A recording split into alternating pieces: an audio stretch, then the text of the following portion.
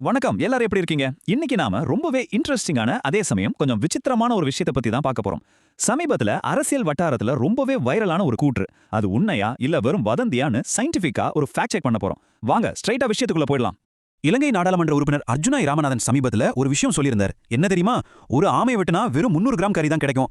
30 kilo கறி சேர்க்கணும்னா 6 மாசம் ஆமை பிடிக்கணும்னு சொல்லியிருக்காரு. கேட்கிறப்ப ஷாக்கிங்கா இருக்குல்ல? இவ்ளோ பெரிய கடலாமையில இருந்து வெறும் 300 கிராம் தானா? அப்படி நம்ம எல்லாருக்குமே கண்டிப்பா ஒரு கியூரியாசிட்டி வந்திருக்கும். இப்ப நம்ம முன்னாடி இருக்கிற ரொம்ப முக்கியமான கேள்வி இதுதான்.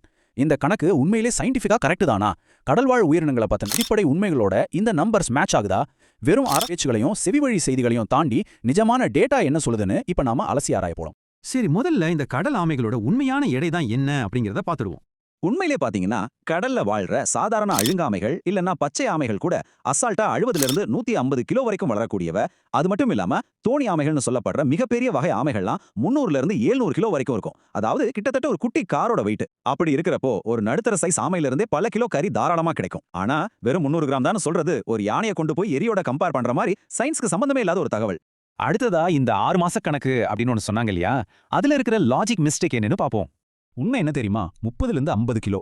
ஆமாங்க, அந்த 300 கிராம் கணக்கெல்லாம் உரமா வச்சுட்டு ரியாலிட்டியில பார்த்தா நல்ல பெரிய சைஸ்ல இருக்கிற ஒரே ஒரு கடலாமையை பிடிச்சாலே அதுல இருந்து குறைஞ்சது 30 இருந்து 50 கிலோக்கும் அதிகமான இறைச்சி ஈஸியா கிடைச்சிடும். ஜஸ்ட் ஒரே ஒரு ஆமை அத்தனை கிலோ எடைய கொடுக்கும்.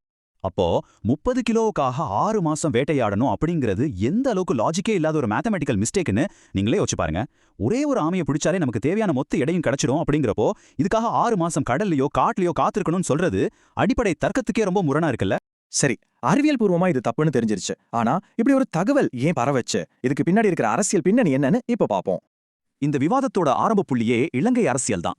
அதாவது இலங்கையில விடுதலை புலிகள் காடுகள்ல பதுங்கி இருந்த காலத்துல அவங்க ஆமைக்கறி சாப்பிட்டு தான் உயிர் பிழைச்சாங்க அப்படிங்கிற ஒரு டாபிக் அடிக்கடி அங்க அரசியல் விவாதங்கள்ல வரதுண்டு. அப்படி நடக்கிற கடுமையான வாக்குவாதங்கள்ல எதிர்த்தரப்புக்கு பதிலடி கொடுக்கணும் அப்படிங்கிற ஒரு நோக்கத்துக்காக தான் இந்த மாதிரி எந்த ஆதாரமும் இல்லாத தவறான எண்கள் பயன்படுத்தப்பட்டிருக்கு. இங்க நாம கவனிக்க வேண்டிய முக்கியமான விஷயம் என்னன்னா, அரசியல் விவாதங்கள்ல எப்பவுமே அறிவியலுக்கு அவ்வளோ சீக்கிரம் இடம் கிடைக்காது. உடனடியாக ஒரு அரசியல் லாபம் கிடைக்கணும், இல்லனா எதிராளிக்கு அவசரமாக ஒரு பதிலடி கொடுக்கணும் அப்படிங்கிற உந்துதல் வரும்போது அடிப்படை பொது அறிவோ சயின்ஸோ யாருக்கும் பெருசா ஞாபகம் வரதில்ல. நிஜமான உண்மைகளை விட விவாதத்துல ஜெயிக்கணுங்கிறது மட்டும்தான் முன்னுரிமை பெறும் அப்படிங்கிறதுக்கு இந்த நிகழ்வு ஒரு பெஸ்ட் எக்ஸாம்பிள். வெறும் 300 கிராம் அப்படிங்கிற ஒரு சாதாரண அரசியல் கூற்று எப்படி ஒரு சின்ன அடிப்படை அறிவியலால மொத்தமா உடையுதுன்னு நாம இப்போ தெள்ள தெளிவா பார்த்தோம். முடிவா உங்ககிட்ட நான் ஒரு கேள்வியை விட்டுட்டு போறேன்.